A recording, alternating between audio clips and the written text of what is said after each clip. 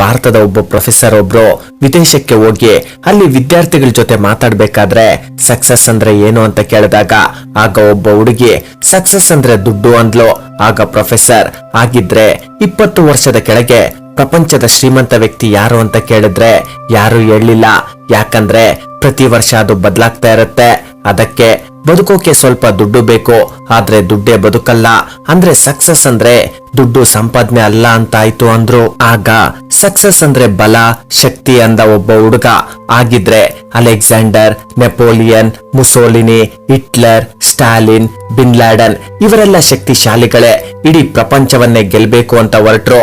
ಆದ್ರೆ ಇವ್ರ ಜೀವನದಲ್ಲಿ ಸಂತೋಷವಾಗಿದ್ರ? ಇವ್ರ ಜೀವನ ಹೇಗೆ ಆರಂಭವಾಗಿ ಹೇಗೆ ಮುಗೀತು ಅಂತ ಚರಿತ್ರೆ ಹೇಳುತ್ತೆ. ತನ್ನ ಬಲದಿಂದ ತನ್ನ ಮುಷ್ಟಿಯಿಂದ ಇಡೀ ಪ್ರಪಂಚದ ಮಹಾಬಲಶಾಲಿಗಳನ್ನ ಮಣ್ಣು ಮುಕ್ಕೋ ಹಾಗೆ ಮಾಡಿದ ಮೊಹಮ್ಮದ್ ಅಲಿ ಅನ್ನೋ ಪ್ರಪಂಚ ಚಾಂಪಿಯನ್ ಬಾಕ್ಸರ್ ನಂತರ ಕೆಲ ವರ್ಷಗಳಲ್ಲಿ ಪಾರ್ಕಿನ್ಸನ್ ಅನ್ನೋ ಕಾಯಿಲೆಗೆ ತುತ್ತಾಗಿ ಕೊನೆಗೆ ಒಂದು ಕಪ್ ಕಾಫಿ ಕೂಡ ಹಿಡಿಯೋಕಾಗ್ಲಿಲ್ಲ. ಆಗಿದ್ರೆ ಸಕ್ಸಸ್ ಅಂದ್ರೆ ಬಲ ಶಕ್ತಿ ಸಂಪಾದನೆ ಅಲ್ಲ ಅಂದ್ರು ಪ್ರೊಫೆಸರ್. ಆಗ ಮತ್ತೊಬ್ಬ ಹುಡುಗಿ ಸಕ್ಸಸ್ ಅಂದ್ರೆ ಫೇಮ್ ಸೌಂದರ್ಯ ಅಂದ್ಲು. ಆಗ ಪ್ರೊಫೆಸರ್ ಕೇಟ್ ಮೋಸ್, ಸೋಫಿಯಾ ಲಾರೆನ್, ಮಾರ್ಲಿನ್ ಮನ್ರೋ ಅನ್ನೋ ಅತಿಲೋಕ ಸೌಂದರ್ಯವತಿಯರ ಜೀವನ ಎಷ್ಟು ದಾರುಣವಾಗಿತ್ತು ಅಂತ ತುಂಬಾ ಜನಕ್ಕೆ ಗೊತ್ತಿಲ್ಲ. ಭಾರತದಲ್ಲಿ ಪರ್ವೀನ್ ಬಾಬಿ ಅನ್ನೋ ಹಿಂದಿ ಹೀರೋಯಿನ್ ಇದ್ಲು. ಆಕೆಯ ಕಾಲದಲ್ಲಿ ಆಕೆಯನ್ನ ಮದ್ವೆ ಆಗ್ಬೇಕಂದ್ಕೊಂಡ ಹೀರೋಗಳೆಷ್ಟೋ ಕೆಲ ದಿನಗಳಲ್ಲೇ ಆಕೆಗೆ ಜೀವನ ಅಂದ್ರೆ ಶೂನ್ಯ ಅಂತ ಗೊತ್ತಾಗಿ ನಮ್ದೋರು ಮೋಸ ಮಾಡಿದ್ರೆ ಕುಡಿತಕ್ಕೆ ಬಾನಿಸಳಾಗಿ ಕಾಲಿಗೆ ಆದ ಗಾಯ ದೇಹವೆಲ್ಲ ಹರಡಿ ಕೊನೆಗೆ ಮಲ್ಟಿಪಲ್ ಆರ್ಗನ್ಸ್ ಫೇಲ್ಯೂರ್ ಆಯ್ತು. ಯಾವ ದೇಹಕ್ಕಾಗಿ ಸೌಂದರ್ಯಕ್ಕಾಗಿ ಹಿಂದೆ ಬಂದ್ರೋ ಅದೇ ದೇಹ ಯಾವುದೋ ಕಾಯಿಲೆಯಿಂದ ದೇಹ ದುರ್ವಾಸನೆ ಬರ್ತಿದ್ರೆ ಜನ ಆಕೆಯ ಕಾಲಿಗೆ ಹಗ್ಗ ಕಟ್ಕೊಂಡು ಮುಂಬೈ ಬೀದಿಯಲ್ಲಿ ಎಳ್ಕೊಂಡೋಗಿ ಮನೆಯಲ್ಲಿ ಹಾಕಿದ್ರೆ ಕೊನೆಗೆ ಪಕ್ಕದ ಮನೆಯವರು ತಡೆಯೋಕಾಗ್ದಷ್ಟು ವಾಸನೆ ಬರ್ತಿದೆ ಅಂತ ಕಂಪ್ಲೇಂಟ್ ಕೊಟ್ರೆ ಕಾರ್ಪೊರೇಷನ್ ಅವರು ಬಂದು ನೋಡಿದ್ರೆ ಆಕೆ ಸತ್ತು 3 ದಿನವಾಗಿತ್ತು. ಆಗಿದ್ರೆ ಸೌಂದರ್ಯ ಫೇಮ್ ಅನ್ನೋದು ಸಕ್ಸಸ್ ಅಲ್ಲ. ಮತ್ತೊಬ್ಬ ವಿದ್ಯಾರ್ಥಿ ಸಕ್ಸಸ್ ಅಂದ್ರೆ ಅಧಿಕಾರ ಅಂದ್ರು.